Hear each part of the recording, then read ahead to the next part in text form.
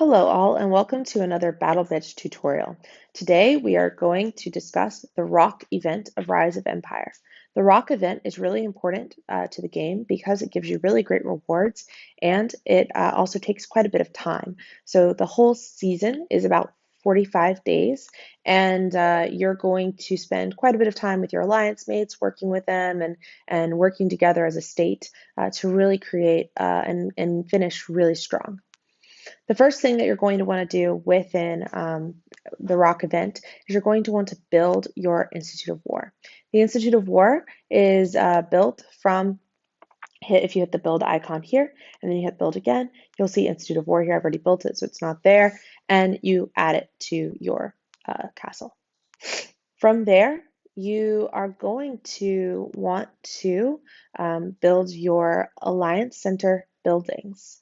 So your Alliance Center, AC1, as it will be furthermore called, is placed by an R4 or an R5 in a place that has been designated by them.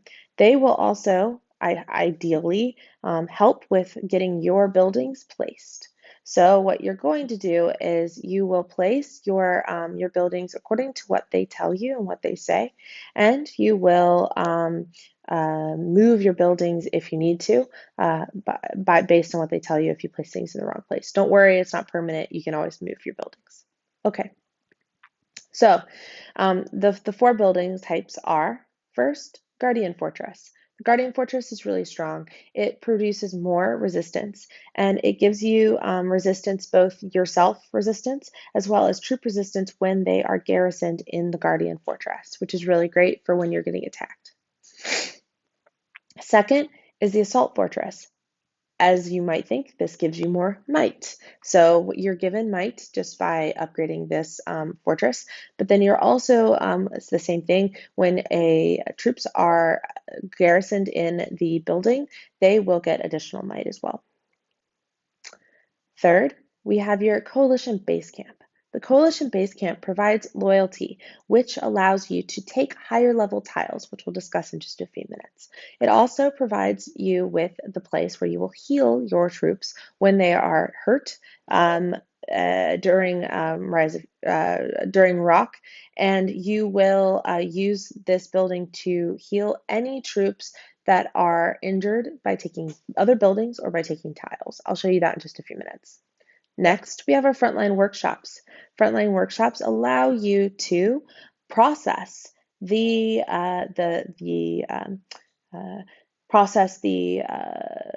material that you gain when you take tiles.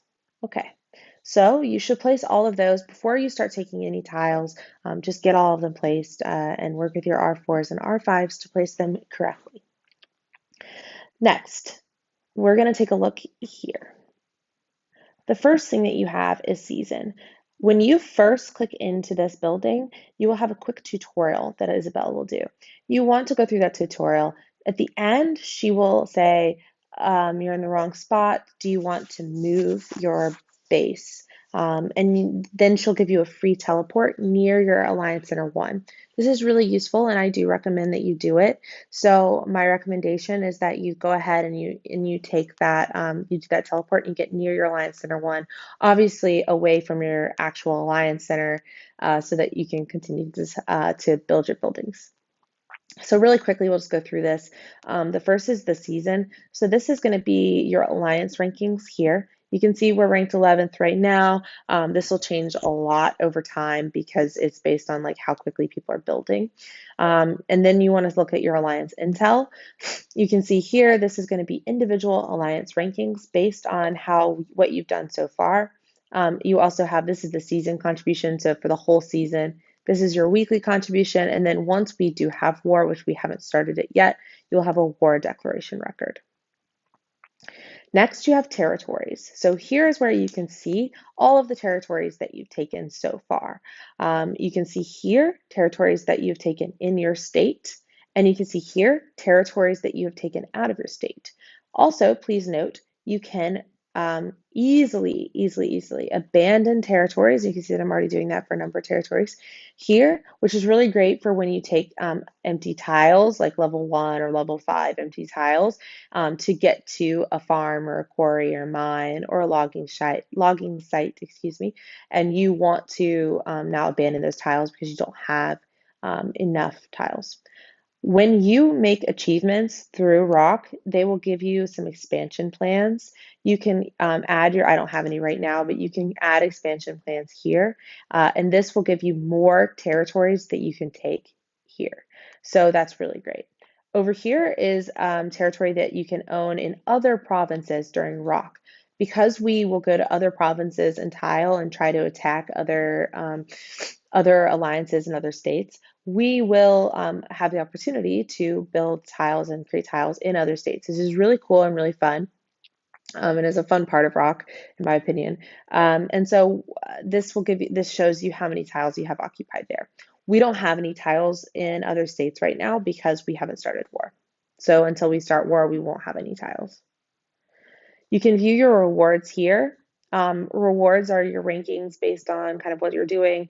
You can see here there's a cooldown I think it's every hour or it's like every hour or every 8 hours, something like that. You get a reward, and you can see it's some gold usually, and it's based on your influence ranking. Honor structures. So these are what we just went over, but this is where you can quickly and easily view your different honor structures. So you can view this honor structure, for example, which is around AC2, very easily. You can view other honor structures as well extremely easily. This is also a place where you could theoretically upgrade your structures. You just click, you can see here that there's an arrow pointing up. That means that you can upgrade, and then you can hit view, and then you can upgrade from there. I'm going to go through heal and production in just a little bit. Next, we have specializations. Specializations, you always want to start with blue. So you want to go blue, you want to go left here. The reason why you want to go left is because this improves your processing speed and it improves the amount of processing resources that you can own. I went down. I'm not really sure why I went down. I recommend going up, to be honest. I'll reset it right now and just show you guys what this looks like. So you can go here, you hit learn until you can't hit learn anymore, and then you hit learn again. And then I'm out of specialization points, but theoretically you would hit learn again.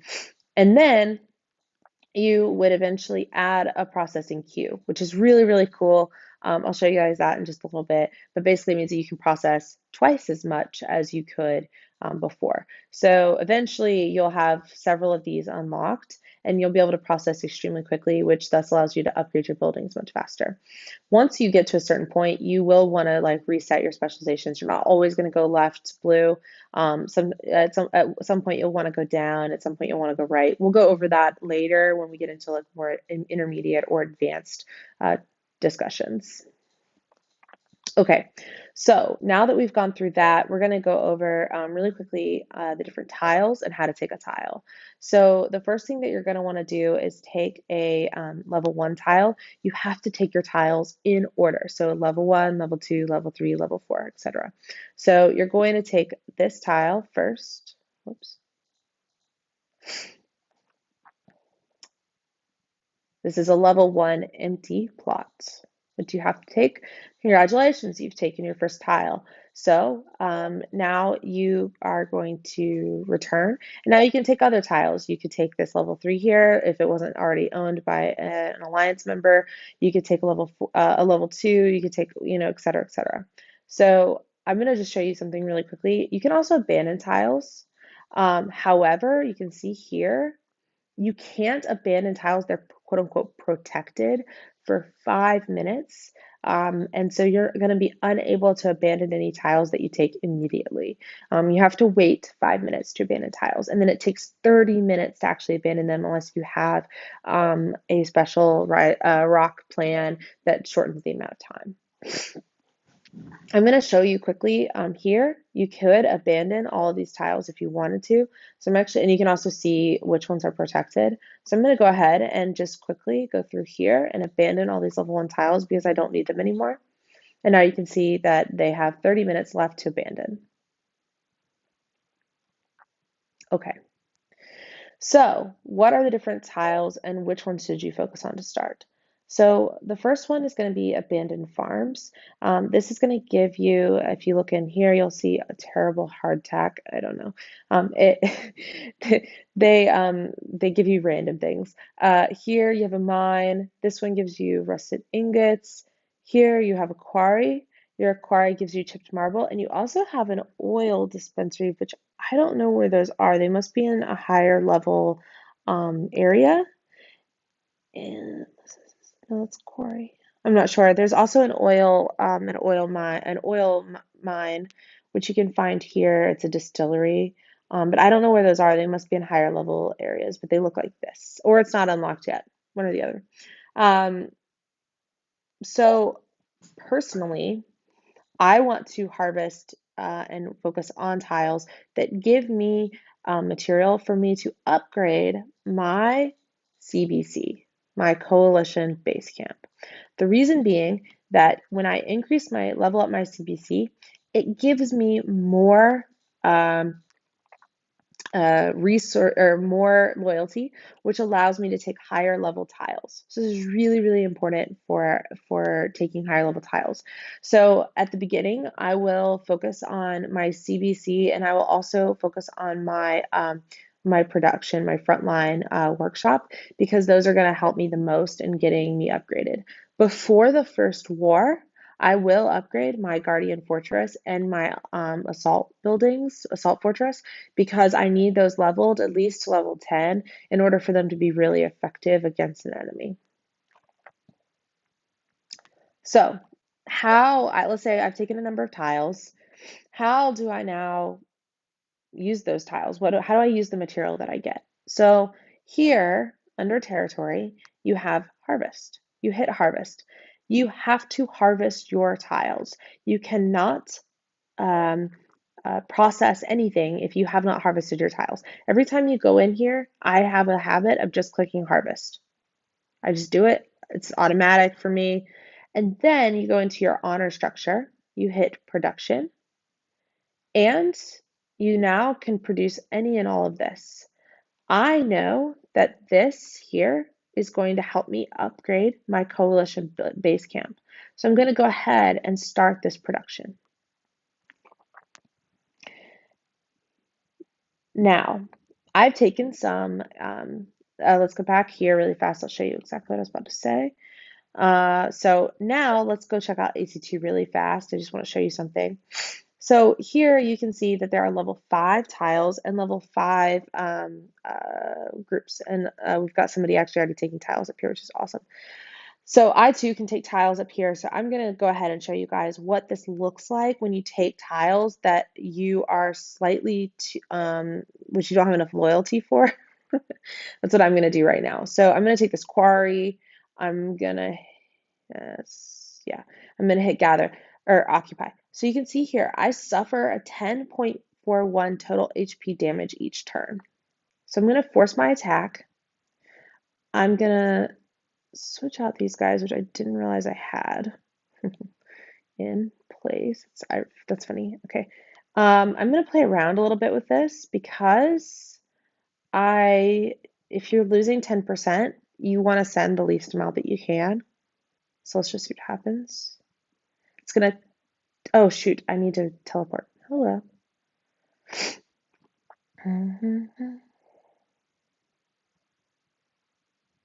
Now I will take it.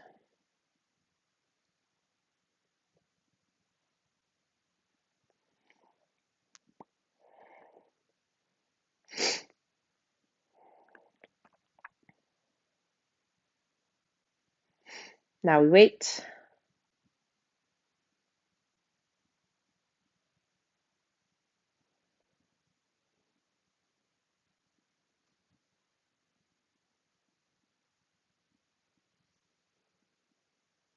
I did the wrong thing. What did I? I thought I had occupy.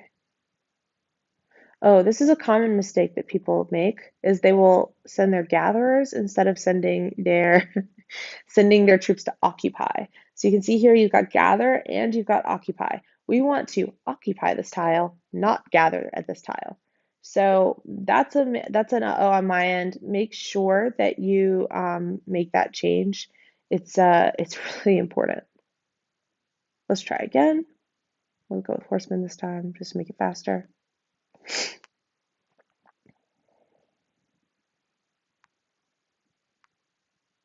Okay, so you can see here I have a victory. That's good.